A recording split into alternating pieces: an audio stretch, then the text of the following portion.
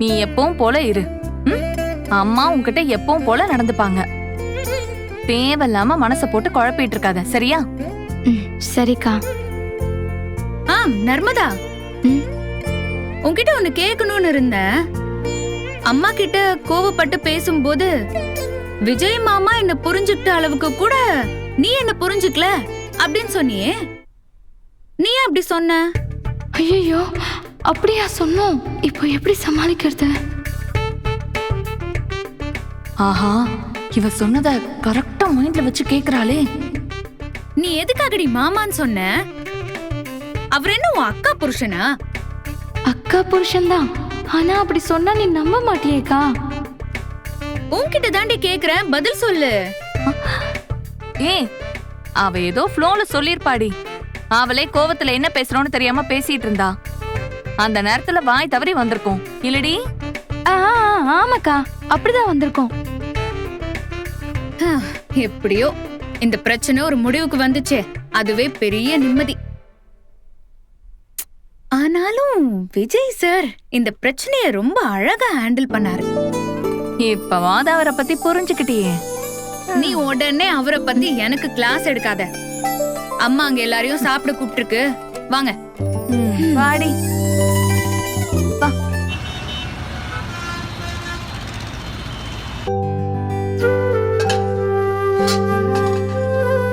காவேரி, நீயும் அப்படியே இவங்களோட சேர்ந்து உட்காரி, நான் பரிமாறுறேன்.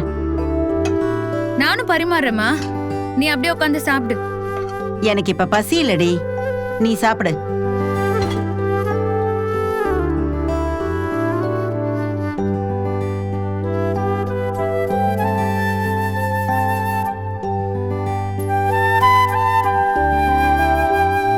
போதும். காலையில இருந்து அழுதுகிட்டே நீ சாப்பிடாம இருந்தல்ல, இப்ப வாச்சும் வயிறு நிறைய சாப்பிடு. அடேங்கப்பா, ரொம்ப தான் அக்கறை. ஏண்டி, என் புள்ள மேல எனக்கு இல்லாத அக்கறையா? அக்கா கேட்டுக்கிட்டியா? அவங்க புள்ளையாமா. கேட்டுச்சு கேட்டுச்சு. அவளுங்க கிடக்குறாளுங்க, நீ சாப்பிடு நர்மதா.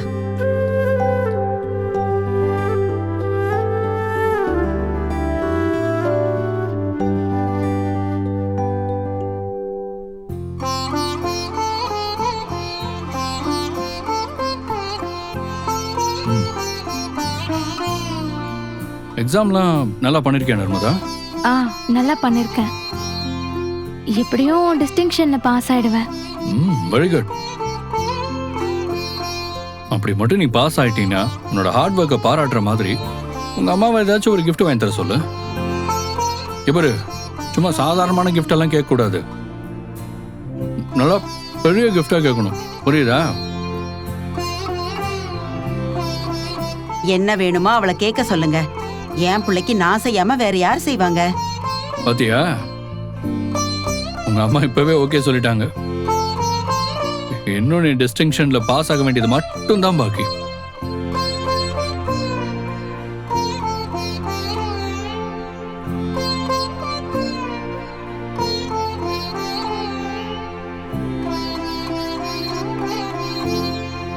என்ன இருந்தாலும் கடைக்குட்டினா வீட்டுக்கு ஸ்பெஷல் தான் இல்ல?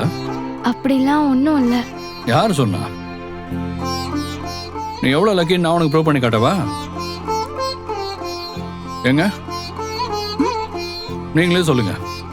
உங்க அக்கா தங்கச்சி 4 பேர்ல நர்மதாவை தவிர வேற யாரையாவது உங்க அம்மா ஹாஸ்டலுக்கு அனுப்பி படிக்க வச்சிருக்காங்களா? எங்க பொம்பளை பிள்ளைங்க என் கண் பார்வையில தான் வளரணும், அதனால நம்ம ஊர்ல என்ன படிப்பு இருக்கோ அத படிச்சா போதும்னு சொல்லிட்டாங்க. கேட்டியா? உங்க 4 பேர்ல ஒன்ன மட்டும்தான் உங்க அம்மா உன் விருப்பப்படி உனக்கு பிடிச்ச கோர்ஸ உனக்கு பிடிச்ச காலேஜ்லயே படிக்கிறதுக்கு சம்மதிச்சிருக்காங்க.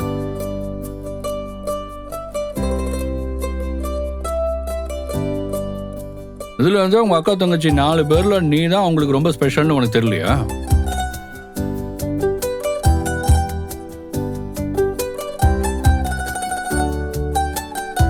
அதுவும் இல்லாம இந்த பாஸ் ஆனா பெரிய கிஃப்ட் கொடுக்கறேங்கிற ஆஃபர்லாம் உங்க 3 அக்காக்களுக்கும் கிடைச்சிருக்குமான்லாம் எனக்கு தெரியல.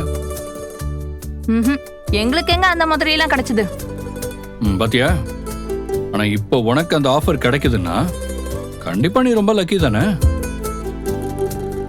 நீ அதை ஒத்துக்கலனாலும் எனக்கு தெரிஞ்சதை வச்சு பாக்குறப்போ நீ உங்க அம்மாவுக்கு ரொம்ப ஸ்பெஷல் தான் எனக்கு தோணுது.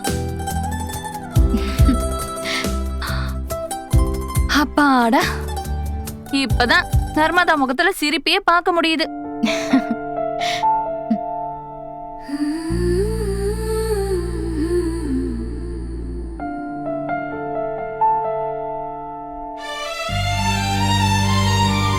நீங்க எல்லாரும் அவளுக்கு சப்போர்ட்டா இருக்கிறப்ப அவளுக்கு என்ன கவலை?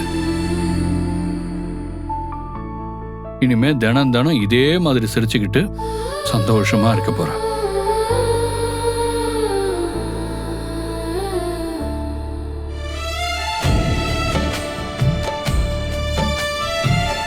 அண்ணா, நீ என்ன நர்மதா இத்தினுண்டா எடுத்து சாப்பிட்டுக்கிட்டு இருக்க? சாப்பாடு கையில இருக்கிற மாதிரியே தெரியலையே. அதானே கோழி கொத்துற மாதிரில கொச்சிட்டு இருக்கா. உனக்கு நானே ஊட்டி விடுறேன் இரு. பாத்தியா?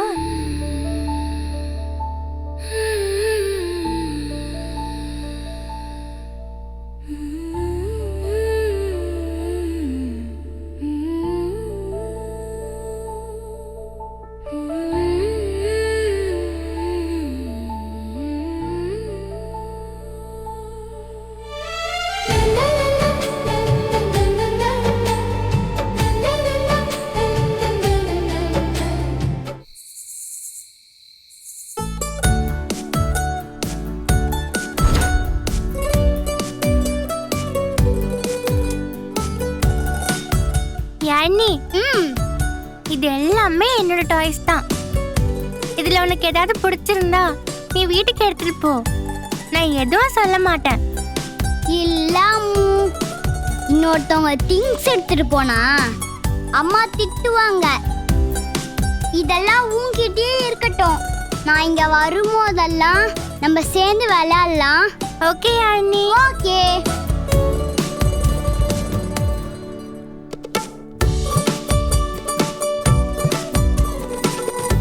ரெண்டு குட்டீஸும் என்ன பண்றீங்க?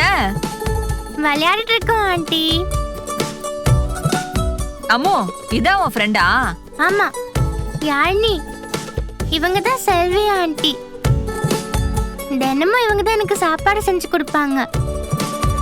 Hi aunty. ஹாய்.